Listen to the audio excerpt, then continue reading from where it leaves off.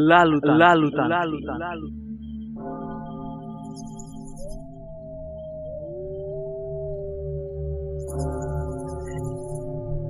একটা আশ্রমে একজন সন্ন্যাসী থাকতেন।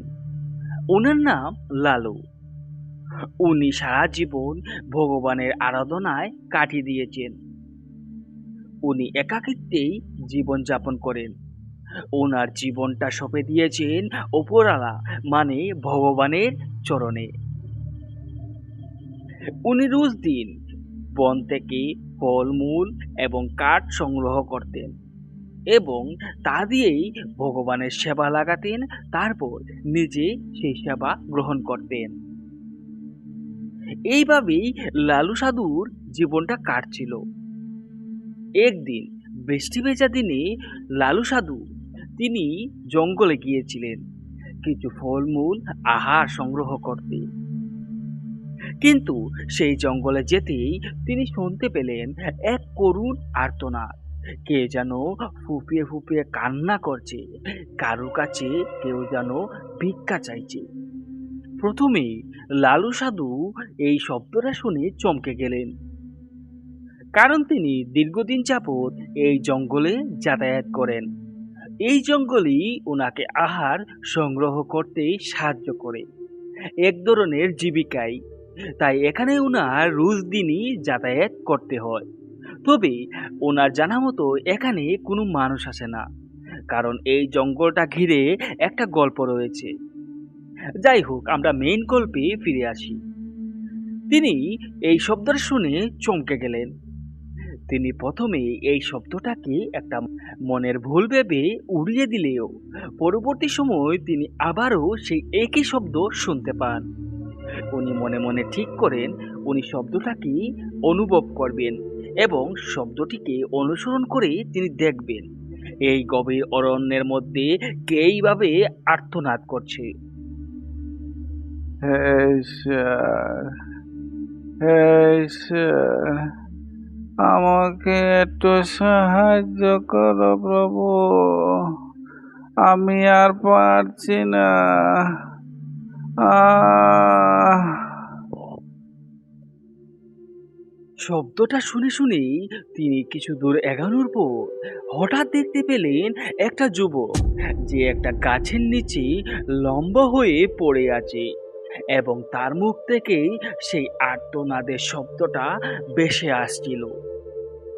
লালু সাধু তাকে দেখে দৌড়ে তার কাছে যান। এই, তুমি কে? এখানে পড়ে রয়েছো কেন? কি হয়েছে তোমার?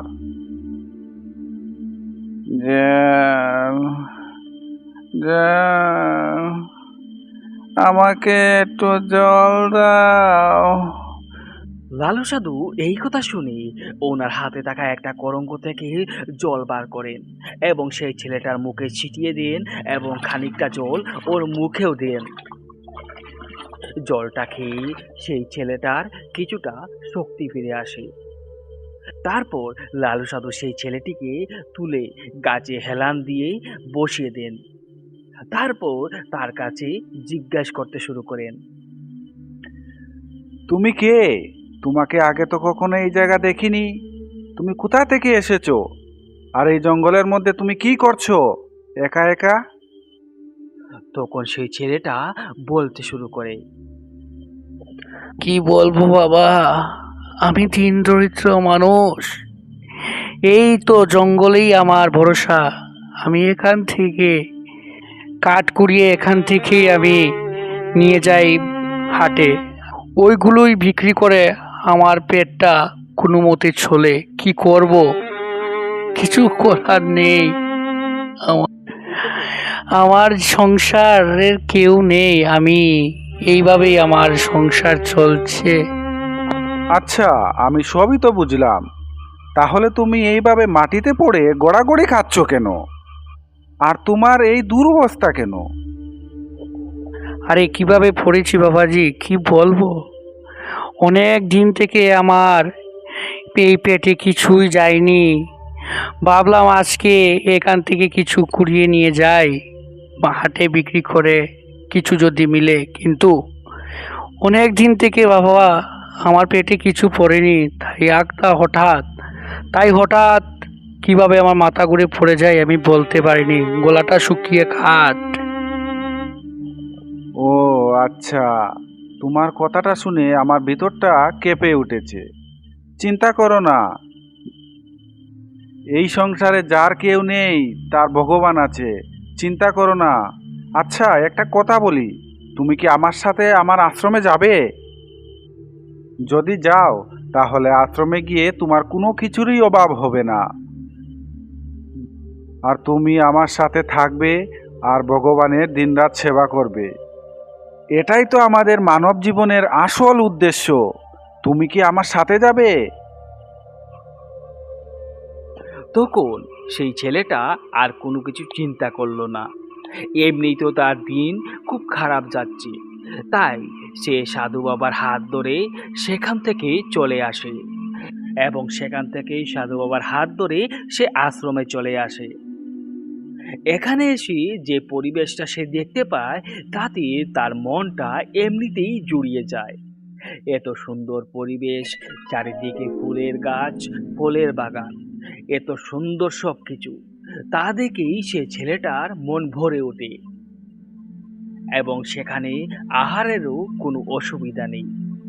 দেখতে না দেখতেই সেই ছেলেটার শারীরিক অবস্থা আবার ঠিক হয়ে আসে।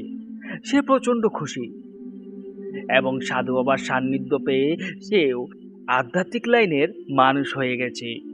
সেও এখন দিনরাত ভগবানের সেবায় লিপ্ত থাকে। এইভাবে প্রায় সপ্তাহখানেক চলে যায়। তারপর একদিন লালু সাধু তাকে ডাকেন। রাত্রি তখন ৮টা বাজে। তাকে ডেকে এনে একটা জায়গায় বসান এবং তাকে কিছু গুরুত্বপূর্ণ উপদেশ বা সতর্কবাণী তাকে দেন।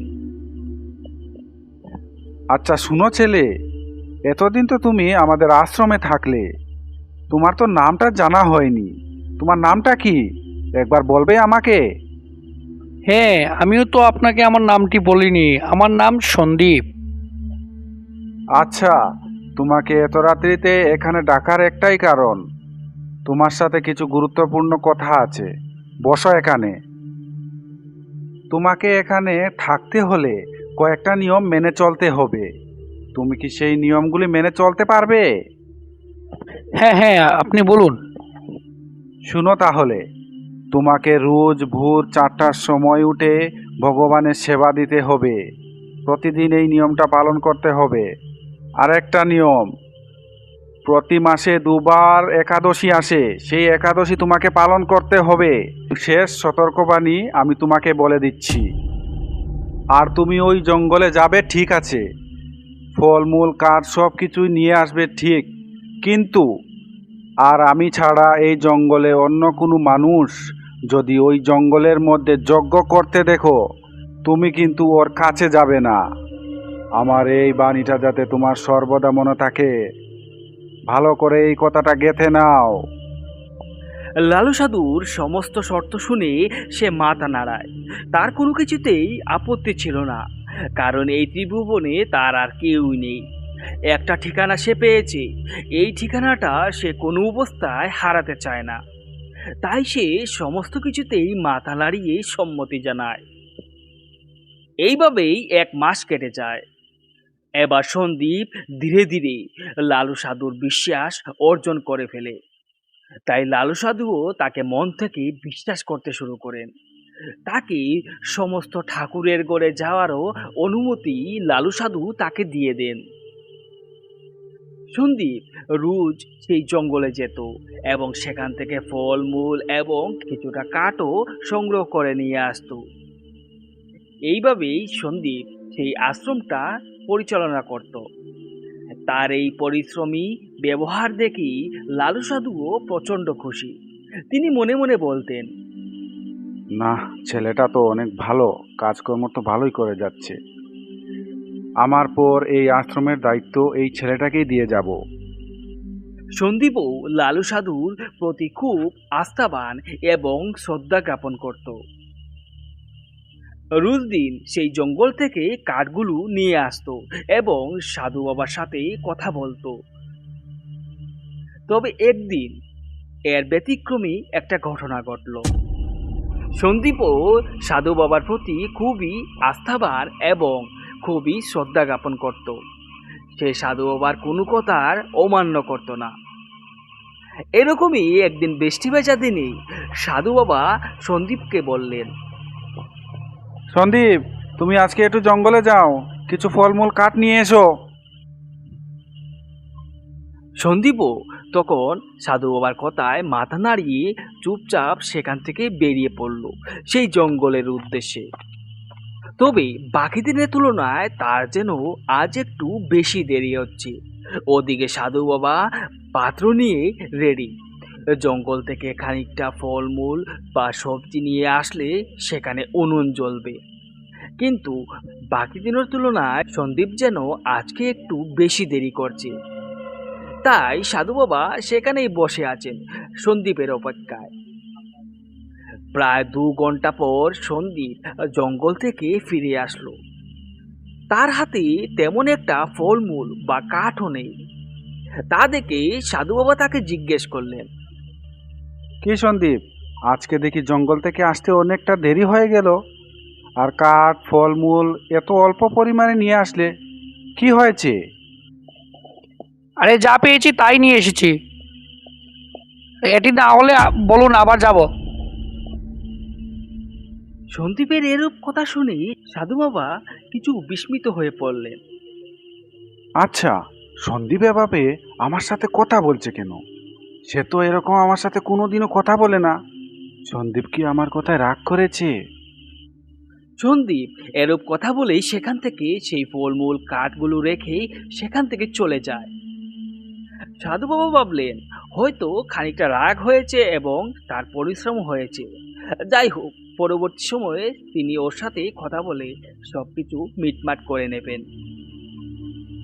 সেই দিন কোনোভাবেই কেটে যায়।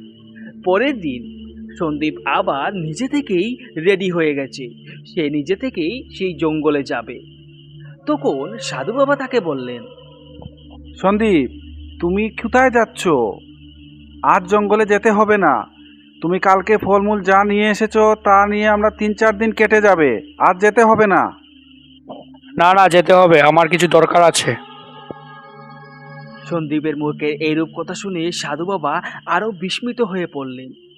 তিনি এবার চিন্তায় পড়ে গেলেন। না, ছেলেটার নিশ্চয়ই কিছু হয়েছে। ছেলেটা তো এরকম কোনোদিনও আমার সাথে কথা বলেনি, আর আমার কথার অবাধ্যও কখনো হয়নি।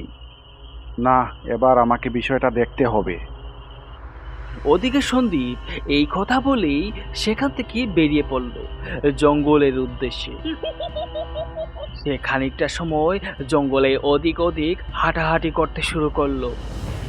ওদিকে লালু সাধুও তার পিছু নিয়েছেন, তবে তা লুকিয়ে লুকিয়ে। সন্দীপ জঙ্গলে গিয়ে পাগলের মতো ওদিক ওদিক করে হাঁটতে শুরু করলো। জঙ্গলের ভিতর সন্দীপ এরকম পাগলের মতো হাঁটাহাঁটি দেখে সাধু বাবা কিছু চিন্তিত হয়ে পড়লেন এবং কিছুটা বিস্মিত। কারণ সে এই জঙ্গলে আসার একটাই কারণ হতে পারে যে এই জঙ্গলে সে কাঠ বা ফলমূল খোঁজাতে এসেছে, ফলমূল কুড়াতে এসেছে।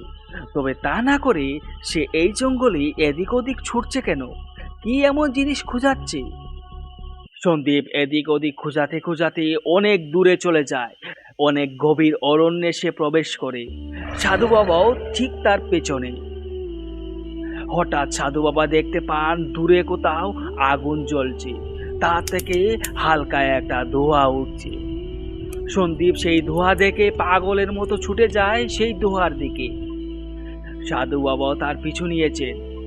হঠাৎ তিনি দেখতে পান তারই রূপী একজন ব্যক্তি সেখানে বসে আছে এবং তার পরনে রয়েছে অজস্র কঙ্কাল মুন্ডুর মালা, পরনে কালো কাপড় এবং সে একটা যজ্ঞের সামনে বসে আছে। সন্দীপ পাগলের মতো মন্ত্রমুগ্ধ হয়ে সেই সন্ন্যাসীর কাছে যায় এবং মন্ত্রমুগ্ধের মতো সে সেখানেই গিয়ে বসে পড়ে। হ্যাঁ, তুই কেউ এসে গেছিস? আমি তোরই অপেক্ষা করছিলাম। তুই আসার সময় তোর গুরু কি তোকে দেখতে পেয়েছে? আরে না না, দেখিনি তো। হ্যাঁ, খুব ভালো করেছিস। আজ তোর সিদ্ধি লাভের দিন, তোর মনে আছে তো? তোর আত্মার আহুতি দিতে হবে এই যজ্ঞের মধ্যে, তাতেই তোর সিদ্ধি লাভ হবে। সন্দীপ সেই তান্ত্রিকের কোনো কথাতেই না বলছে না, সে শুধু মাথা নাড়িয়ে সম্মতি জানিয়ে যাচ্ছে। তবে আরো একটা জিনিস বলার মতো, যে সন্দীপকে দেখতে এত নম্র, ভদ্র এবং খুবই শান্তশিষ্ট মানুষ ছিল, তার চোখে হঠাৎ জ্বলে উঠেছে এক তীব্র লালসার আগুন। তার চোখ মুখগুলো আগুনের মতো ঝলঝল করছে, তার সমস্ত ঠোঁটগুলো কালো ছাই হয়ে গেছে। এবার সেও সেই তান্ত্রিকের সাথে ভয়ঙ্করভাবে হাসতে হাসতে বলে উঠেছে, এখন আমিও করব সিদ্ধি লাভ। তারপর সেই তান্ত্রিকটা যজ্ঞ করতে শুরু করে, তার পুত্রী থেকে বার করে একটা কঙ্কাল মুন্ডু, সাথে নিয়েছে একটা হার, এবং সে কি আজব মন্ত্র পাঠ শুরু করেছে, এবং সেই মন্ত্রের তালে তালে সন্দীপও মাথা ঝুলাচ্ছে। তারপর সেই তান্ত্রিক তার হাত কেটে সামান্য রক্ত বার করে, এবং সেই রক্তটা দিয়েই ফুটো দেয় সন্দীপের কপালে, এবং তাকে আদেশ করে, যা, এবার যা, তোর আত্মার আহুতি দেই আগুনের মধ্যে, তাতেই তোর সিদ্ধি লাভ হবে। অং অং অং অং অং অং অং ত্বাহা, অং অং অং অং ত্বাহা। ওদিকে লালু সাধু এই দৃশ্যটা গাছের আড়াল থেকে দেখছেন। সন্দীপ এবার সেই তান্ত্রিকের সম্পূর্ণ বশে, সে এবার আগুনের মধ্যে আহুতি দিতেই যাবে। ঠিক সেই সময় গাছের আড়ালে থাকা সেই লালু সাধু দৌড়ে যান এবং তাকে থামিয়ে দেন। এই লালুতান্ত্রিক, তুই কি করছিস এসব? তুই আমার শিষ্যকে বশ করে কি সব কর্মকাণ্ড করে যাচ্ছিস? তুই আবার এসেছিস আমার যজ্ঞে বাধা দিতে? না, এবার তুই আমার যজ্ঞে বাধা দিতে পারবি না। এবার আমি ওই ছেলেটার আহুতি দেব এবং সিদ্ধি লাভ করব। তারপর লালু সাধু আর লালু তান্ত্রিকের মধ্যে শুরু হয় এক অদ্ভুত যুদ্ধ। তারা দুজনই তাদের দুজনের দৈবিক শক্তি দিয়ে যুদ্ধ করতে শুরু করেন, এবং যুদ্ধটা এক চরম পর্যায়ে পৌঁছে। তারপর তাদের শুরু হয় ধস্তাধস্তি। লালু সাধু কোনোভাবেই পারছিলেন না সেই লালু তান্ত্রিকের সাথে, কারণ সে প্রচন্ড শক্তিশালী ছিল। এইভাবে ধাক্কাধাক্কি করতে করতে হঠাৎ লালু সাধুকে ধাক্কা দেয় সেই লালু তান্ত্রিক, এবং লালু সাধু ছিটকে পড়ে যান তার শিষ্য সন্দীপের উপর। আর ঠিক সেই মুহূর্তেই সন্দীপের মোহভঙ্গ হয়। তারপরই সে দেখতে পায় এই চরম পরিণতি। সে তার গুরুর আদেশ অমান্য করে কি ভুল করেছে, এখানে কি চলছে। সে যদি সেদিন জঙ্গলে এসে এই তান্ত্রিকের কাছে না আসতো, তাহলে আজকে এই দিন দেখতে হতো না। এই সমস্ত জিনিস বুঝতে সন্দীপের খানিক মাত্র সময় লাগলো না। তারপর সন্দীপও তেড়ে গেল সেই তান্ত্রিকের দিকে। এবার তারা দুজন মিলেই সেই তান্ত্রিকের সাথে যুদ্ধ করতে শুরু করলো, এবং লালু তান্ত্রিককে সেখান থেকে পিটিয়ে সেখান থেকে তাড়িয়ে দিল।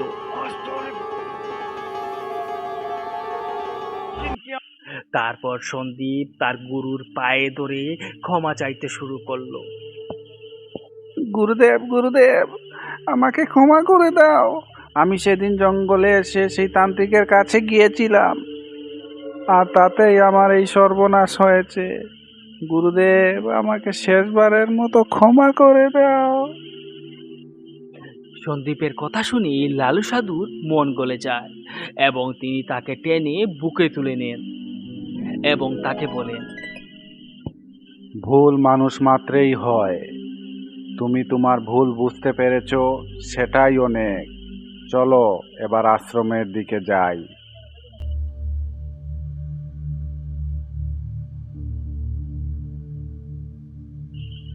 আপনারা এতক্ষণ শুনছিলেন আমাদের আজকের গল্প লালু তান্ত্রিক। আমাদের গল্পটা আপনাদের কেমন লাগলো অবশ্যই কিন্তু কমেন্ট বক্সে জানাতে ভুলবেন না, এবং আমাদের গল্পটা যদি ভালো লাগে অবশ্যই কিন্তু একটা লাইক করে যাবেন। দেখা হচ্ছে আবারও কোনো নতুন ভৌতিক গল্পে। ততক্ষণের জন্য সবাইকে শুভরাত্রি।